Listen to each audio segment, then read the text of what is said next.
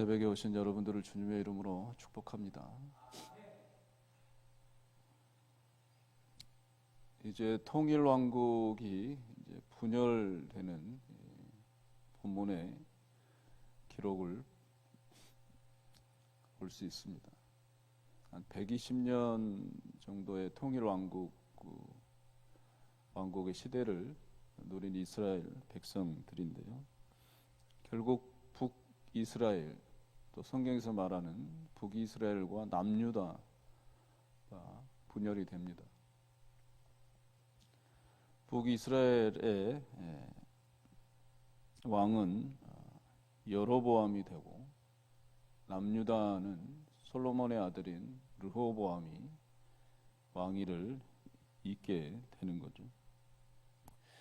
근데 결론은 이 분열 왕국이 또 분열 왕국 이후에 모든 왕들의 치세를 보면 온전히 자기들의 이익, 또 나라의 어떤 부국 이런 것에만 관심이 있지, 하나님의 언약으로 인해서 세워진 통일왕국 다윗 왕조의 본질이나 또 하나님에 대한 관심은 전혀 없었던 것을 볼 수가 있습니다.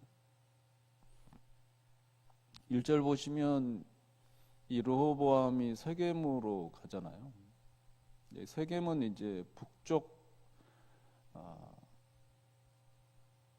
왕국이 나뉘기 전에 이 온 이스라엘 지역에 있어서 이 북쪽 지역입니다. 이 세겜에는 이 북쪽 지역과 맞닿아 있기 때문에 이 국경지대와 가깝습니다. 그래서 전쟁이 일어났을 때 피해가 제일 먼저 입은 지역이고, 또 이런 사람들이 북쪽 국경지대에 또 몰리다 보니 수도하고 좀 멀어져 있기 때문에 불만 세력들이 좀 모여 있는 그런 안성맞춤의 지역이었습니다. 그래서 이제 또 솔로몬 왕이 뒤를 이을 이 르호보암이 세겜으로 가서 불만 세력들의 어떤 요구 사항도 좀 듣고, 또 그러기 위해서 세겜으로 가게 된 것입니다. 결국 보시면 15절 보면 이 르호보암은 아버지 솔로몬의 이 치세를 한 40년 정도 보면서 자랐음에도 불구하고 지혜가 전혀 없습니다. 이 노인들, 지혜가 있는 사람들이죠. 그 다음에 소년들, 같이 자란 소년들, 이 소년이라고 하는 이 히브리어 단어는 물론 나이에 대한 어리다라는 뜻도 있지만 좀 추상적으로 어리석다, 지혜가 없다라는 뜻도 있습니다. 어찌됐든 이 르호보암이 41세에 왕이 되었다라고 했을 때 그 나이대 정도면 소년이라고는 또 할 수가 없는 거죠. 그래서 이 소년이라고 했을 때는 이 지혜가 없다라고 보는 게 또 타당할 것 같습니다. 어찌됐든 이 르호보암은 이 노인의 그런 지혜보다는 이 소년, 어리석음에 대한 그 길을 또 따라 결정을 하게 되는 거죠. 결국 이 이스라엘 왕조, 이 통일 왕국이 분열된 이유 중 가장 큰 이유는 하나님의 자리가 없고 자신들의 이익이나 또 나라에 대한 그런 부국을 이용해서 자기들의 어떤 안위를 쫓았기 때문에 나라가 분열된다라고 또 되었다라고 알 수 있습니다. 우리 안에 분열과 반목도 마찬가지입니다. 하나님께 집중하지 않고 우리의 자존심이나 우리의 이익이나 어떤 우리의 그 이익 창출을 위해서 몰입하면 우리 안에 분열이 생기고, 교회도 마찬가지죠. 교회 안에 자기 자신에게 집중하거나 자기 자신의 이익, 심지어 자존심에 집중하게 되면 교회 안에 분열은 일어나게 되는 겁니다. 특별히 북이스라엘 분열왕국 이후에 이 여로보암의 행태가 가히 경악을 금치 못하게 되는데, 30절 그 이하에서부터 보면 이 원래 하나님의 교회, 이 구약 시대 때는 장소가 정해져 있습니다. 또 그 곳에서만 예배를 드려야 합니다. 그래서 여로보암 북이스라엘의 왕, 이제 신생 왕이죠.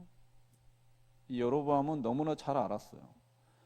이스라엘의 절기, 예배 절기가 되면 이 북쪽에 있는 나라, 자신의 수하에 있는 이 백성들이 분명히 남유다로 갈 걸 알았어요. 예루살렘으로 갈 걸 알았죠.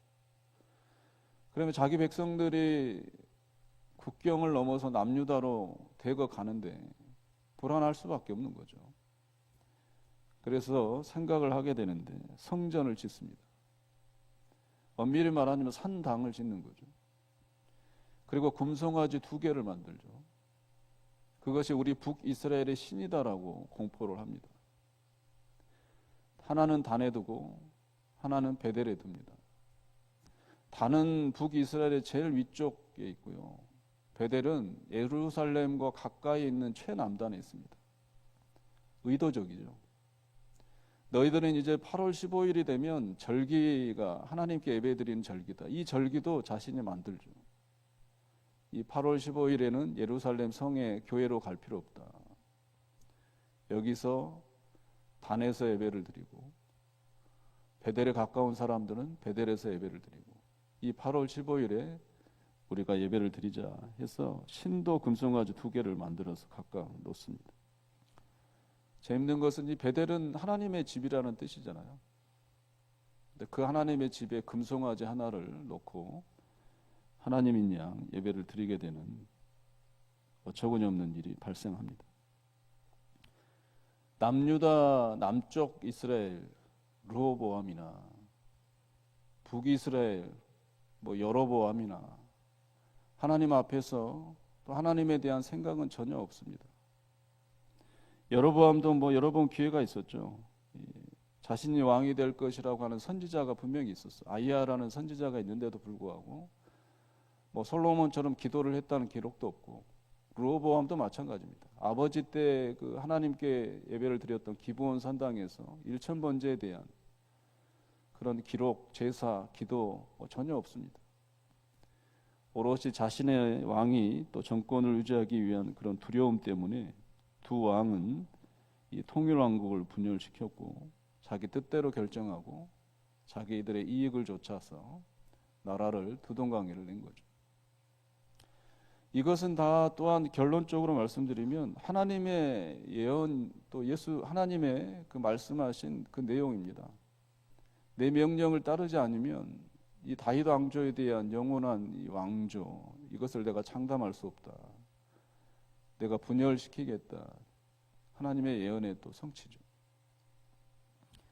사랑하는 성도 여러분, 우리가 오늘 본문을 통해서 기억해야 할 것은 우리의 초점이 흐려지는 그 순간부터는 우리들에게 있어서 스멀스멀 나오는 것이 우리의 어떤 자존심, 우리의 이익, 심지어 아무것도 보이지 않아요. 들리지 않습니다. 하나님의 사람이 옆에 있는데도 하나님의 말씀이 선포됨에도 불구하고 그 소리가 들리지 않아요. 우리의 자존심과 이익에 함몰되니까 이런 모든 것이 들리지 않고 보이지 않습니다. 그러면 우리에게 분열이 생기고 반목이 생기고 시기와 질투가 생기는 거죠. 그러한 이기적 또 인간적 세상적 그런 욕심 이런 것들이 생겨날 때 우리는 하나님께 더욱 집중하고 더욱 무릎 꿇어서 하나님 앞에 나와서 그 지혜를 구해야 할 줄로 믿습니다. 그러한 시기와 질투심 분열이 일어나는 것은 징조죠. 증거입니다. 내가 지금 하나님께 집중하지 않는 증거요. 우리 교회가 또 우리나라가 하나님께 대한 집중하지 않다라는 증거입니다. 그런 것이 일어날 때 네가 옳고 내가 옳고 이런 싸움보다는 너나 나나 우리 모두가 하나님 앞에서 엎드려서 그런 분열이 틈타지 못하도록 우리의 그런 발버둥이 있어야 할 줄로 믿습니다. 오늘 하루도 그런 하나님께 집중하고 우리 안에 분열 또 시기 질투가 있었다면 되돌아보고 기도함으로 하나님 앞에 회개하는 우리 모두가 되시기를 주의 이름으로 축원드립니다.